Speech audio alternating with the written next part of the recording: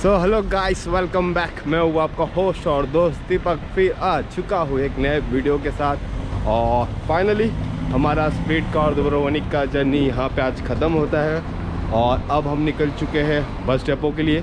और bus depot से हमें शेल्टर बस मिलेगा जो एयरपोर्ट छोड़ेगा और एयरपोर्ट से हम जाएंगे रोमानिया। तो ये सफ़र बड़ा ही मज़ेदार और एडवेंचर से भरा था जो भी हमने ये 5-6 दिन किया है। अब रोमानिया हम 3 से 4 दिन का प्लान किए ट्रिप का और वहाँ भी देखते हैं क्या क्या कर पाएंगे, बिकॉज़ वहाँ पे ज़्यादा बीच है बट बहुत दूर है। तो हम देखेंगे वहाँ पे क्या प्लान करेंगे। And after Romania will go for Serbia. तो मैं कैसे जाऊँगा, कौन सा वीज़ा लगता है, कैसे फ़्लाइट बुक करता हूँ, मैं वीडियो में सब बताऊँगा। तो आप बने रहना। और फ़िलहाल हम जा रहे हैं दुब्रोवनिक बस डेपो, जहाँ से हमें बस मिलेगा एयरपोर्ट के लिए। सो अभी जस्ट मैं बस डेपो पे आया तो यहाँ पे सब लिखा हुआ है कि कौन से टाइम पे क्या बस जाती है। 4:30, 5:37 सब टाइम लिखा हुआ है। और 72 गुना होता है, यानी कि यूरो में मैं काउंट करूँगा तो 10 यूरो के करीब होता है। तो यहाँ पे क्यू में लाइन लगाना पड़ेगा और टिकट लेना पड़ेगा। तो यहाँ पे हम लाइन लगाएंगे और टिकट लेंगे और फिर वेट करना पड़ेगा, बिकॉज अब 12:20 का है और अभी बजे है 11:30। तो अभी थोड़ा हम वेट करेंगे और फिर उसके बाद बस में जाएंगे, एयरपोर्ट पहुंचेंगे और फिर देखते हैं एयरपोर्ट पे क्या क्या होता है। तो अभी जस्ट हम एयरपोर्ट पे पहुंचे और 1 घंटे का जर्नी है, ये ज़्यादा नहीं है। और बस में कम पूरा फुल था क्योंकि हर किसी का अभी वैकेशन ख़त्म होने वाला है। जाते जाते कल हम जिनसे मिले थे वो लोग भी हमें मिल गए। तो उन लोग का भी स्पेन का फ़्लाइट आज, उनका 4 बजे का, हमारा 4:30 का है। तो अभी बस हम सब साथ में चेक इन करने वाले। तो देखते हैं आज का एक्सपीरियंस कैसा रहेगा, फिर मैं आपको डिटेल में बात करता हूँ कि इसका प्राइस क्या था, चेक इन एक्सपीरियंस कैसा था। तो अब मैं चेक इन कर लूँ फिर आपसे मैं बात करता हूँ। तो हम लोग यहीं पर सब टाइम पास कर रहे हैं क्योंकि इन लोग की फ़्लाइट 4 बजे की है और हमारी 4:50 की हो गई है। तो हम लोग यहीं पर टाइम पास कर रहे हैं। अभी चेक इन कुछ किया नहीं, यहीं पर बैठे हैं। तो इनसे आप लोग कल मिल ही चुके हैं। तो ये यहाँ से जा रहे हैं स्पेन और हम जा रहे हैं रोमानिया। तो देखते हैं अभी चेक इन के टाइम क्या होता है। तो अभी जस्ट हम लोगों ने चेक इन किया। तो जब चेक इन करने गए तो उन्होंने मुझे बोला कि आपको अलाउ नहीं है, बिकॉज आपको वीज़ा लगेगा, सेंजन वीज़ा लगेगा या फिर रोमानिया का वीज़ा लगेगा तो ये अलाउ करेंगे। तो उनको मैंने बताया कि अगर आपके पास क्रोएशिया का TRC हो तो आपको वीज़ा नहीं लगता है। तो फिर उसने रिसर्च किया और फिर उसके बाद उसने मुझे बोर्डिंग पास दिया। उसके पहले वो बोर्डिंग पास नहीं दे रही थी। तो मैं आपको बता दूं, अगर आपके पास क्रोएशिया का TRC हो तो आप रोमानिया घूम सकते हैं, आपको वीज़ा की ज़रूरत नहीं पड़ेगी। और आप ऐसी 3-4 कंट्री और भी है तो आप वो कंट्री भी घूम सकते हो। डेफिनेटली मैं जब जाऊंगा तो आपको वो भी बताऊंगा। तो अब चलो बात करते हैं फ़्लाइट की। तो ये फ़्लाइट मुझे सिर्फ और सिर्फ 40 यूरो में पड़ी थी। पर ये 40 यूरो में ऐसा होता है कि आपको बैकपैक ट्रैवल करना पड़ता है और उनका कुछ गाइडलाइंस होता है, वो फॉलो करना पड़ता है कि आपका जो बैग का साइज़ हो वो बड़ा ना हो, वेट आपको देखना पड़ता है। तो ऐसी बहुत सारी चीज़ें जो आपको देखनी पड़ती है। तो हमेशा ट्रैवल करो और फ्लाइट बुक करो तो हमेशा डिस्क्रिप्शन में लिखा होता है, वो आप पढ़ा करो, ठीक है। तो अभी जस्ट चेक इन हुआ हमारा और कोई दिक्कत नहीं हुआ। बस ये सवाल पूछा कि आप यहाँ पे क्या करते हो और TRC कार्ड चेक किया और स्टैम्प कर दिया वीज़ा। बहुत ही आसान प्रोसेस था, कोई दिक्कत नहीं हुआ। जब मेरा बैग चेक हो रहा था तो उसमें पानी की बोतल थी छोटी वाली, वो लोगों ने ले ली। बाकी तो कोई दिक्कत नहीं आया हमें। और यहाँ पे हम है अभी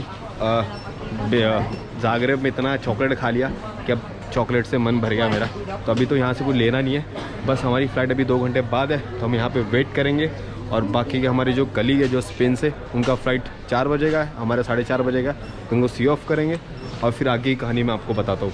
अभी जैसे हम यहाँ पे बैठे, बोर्डिंग पास लेके बैठे और फ़्लाइट आधा घंटा लेट है तो हम वेट कर रहे हैं उसका।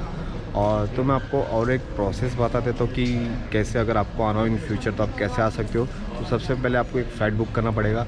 मैंने जो फ़्लाइट बुक किया था वो ब्लू एयर से किया था और डायरेक्ट वेबसाइट पे जाके आप बुक कर सकते हो या फिर आप कोई भी थर्ड पार्टी ऐप में जाके बुक कर सकते हो। पर मेरा सजेशन है कि आप डायरेक्ट बुक करो, क्योंकि उसमें क्या होता है कि आपका पेमेंट ट्रांजेक्शन फेल होता है तो आपका पैसे रिटर्न आ जाते हैं। और मैंने कम से कम 8 से 9 बार ट्राई किया, तब जाके फ़्लाइट बुक हुई है। इसके पहले कुछ 25 यूरो बता रहा था, फिर वापस 30 यूरो हो गया, फिर फाइनल जब बुक किया तब 40 यूरो हो गया। ये बैग पे ट्रैवल होता है, तो इसमें छोटा बैग लेके जाना होता है और वेट 8 से 9 किलो ही होता है, ज़्यादा कैरी नहीं कर सकते। अगर आप ज़्यादा कैरी करो तो वापस फिर 20 से 30 यूरो आपको चार्जेस देने पड़ेंगे बैग के। तो अगर आप ट्रैवल करो तो बैग पैक ट्रैवल करना पड़ेगा, इसलिए ये थोड़ी फ़्लाइट चीप मिली है। जब अंदर हम एंटर करते बोर्डिंग पास के टाइम, तब लोग पूछते कि where is your Schengen visa. तो अगर आपके पास शेंजन वीज़ा होगा तो आपको कोई सवाल नहीं, पर मेरे पास शेंजन वीज़ा नहीं था, बट मेरे पास TRC क्रोएशिया का। तो उनको मैंने बताया कि आप गूगल कर लो या फिर आप किसी को पूछ लो कि मुझे वीज़ा नहीं लगेगा क्योंकि मेरे पास TRC है। तो उन्होंने फिर चेक किया, फिर मुझे उन्होंने बोर्डिंग पास दिया। इमिग्रेशन में कुछ नहीं पूछा यहाँ के, बस स्टैम्प लगा के छोड़ दिया। तो बहुत सिंपल था, आप भी आ सकते हो, आप भी ट्रैवल कर सकते हो, बहुत ईजी था।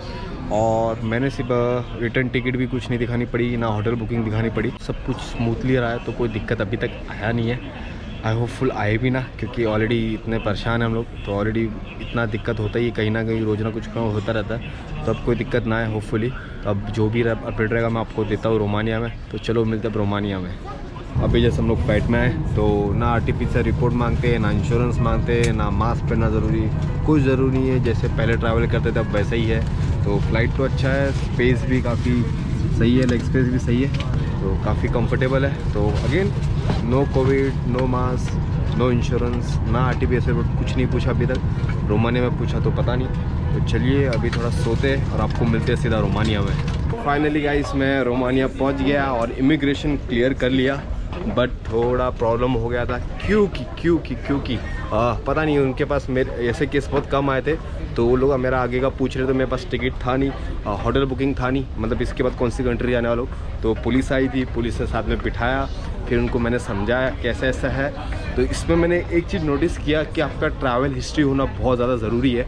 अगर आप फ्रेश पासपोर्ट पर ट्रैवल करोगे तो 100% आपको डिपोर्ट कर देंगे। पर मेरी ट्रैवल हिस्ट्री, मेरे दोस्त की ट्रैवल हिस्ट्री बहुत अच्छी है, हम लोग 7-8 कंट्री कर चुके, तो हमें ज़रा भी दिक्कत नहीं आई। बस थोड़ा बिठा के रखा आधा घंटा, फिर उसे दे दिया, बोला ठीक है एन्जॉय योर ट्रिप। बस ये कि होटल का नाम पूछा और लोग ने मे भी कॉल करेंगे लोग बाद में, या पता नहीं। तो बहुत इजी था, ना कोई कोविड सर्टिफिकेट मांगा, ना कोई इंश्योरेंस मांगा, सिर्फ होटल बुकिंग पूछा लोग ने। और नेक्स्ट कंट्री कौन से जाना उसका लोग ने पूछा, तो उन्होंने बताया कि हम बाय बस जा सकते हैं, कोई दिक्कत नहीं है। तो बस सिंपली फाइनली हम रोमानिया पहुंच चुके हैं। अभी हम लोग उसके कैपिटल में है और अभी यहाँ से हम जाएंगे, पहले करेंसी एक्सचेंज कराएंगे और फिर कैपिटल कैसे जाना है, हमारी हॉस्टल कैसे जाना है मैं आपको बताऊँगा। तो फाइनली हम पहुँच चुके हैं रोमानिया। तो अब ये सफ़र बहुत ही एडवेंचर और मज़ेदार रहेगा, क्योंकि हमको यही डाउट था कि एंट्री मिलता है कि नहीं, और एंट्री मिल चुका है। Hello, how to exchange passport? Yes, here we go। तो मुझे 100 यूरो का कुछ 435 रोन मिला है मुझे। तो मतलब करेंसी भी ठीक ठाक है, इतनी ये नहीं है। तो अभी हम बाहर जाएंगे और यहाँ से बस पकड़ के हॉस्टल जाएंगे। तो ओवरऑल एक्सपीरियंस बहुत सही था। हमारी बस भी, वाह क्या बात है, सामने ही है 783 जो हमें डायरेक्ट हॉस्टल छोड़ेगी। अरे इधर, तो ये बहुत अच्छा था। जैसे ही एक्सचेंज करा मनी, उसके बाद सीधा बस मिल गया और हमारा होटल यहाँ से 18 किलोमीटर की दूरी पे। अब कितना क्या पैसा लगेगा बस का, वो मैं इंक्वायरी करके बताऊँगा कि आगे देना है कि कोई आएगा, क्योंकि मोस्टली आगे देना होता है। तो हम लोग यहाँ पे बैठे हैं, थोड़ा इंक्वायरी करेंगे और फिर देखते हैं। तो और एक्सपीरियंस बहुत सही था। बस ये कि जब इमिग्रेशन ऑफिसर आपसे कुछ पूछता है, कॉन्फिडेंस और स्माइल के साथ आप आंसर दो तो आप निकल जाओगे। और आपका हिस्ट्री नहीं है तो थोड़ा मुश्किल हो जाएगा, क्योंकि यहाँ से बहुत लोग बॉर्डर पार जाते हैं, इसीलिए ही ये दिक्कत आती है, नहीं तो नहीं आती, क्योंकि ऑलरेडी बहुत नाम ख़राब है मार्केट में, तो बहुत दिक्कत आती है। तो हमेशा याद रखना, कॉन्फिडेंस रखना, स्माइल रखना, और फिर आराम से कोई भी इमिग्रेशन क्लियर हो जाएगा। पर हिस्ट्री होनी चाहिए, ऐसा नहीं कि नया नया पासपोर्ट और आप ट्रैवल करने चलो, कभी मत करना।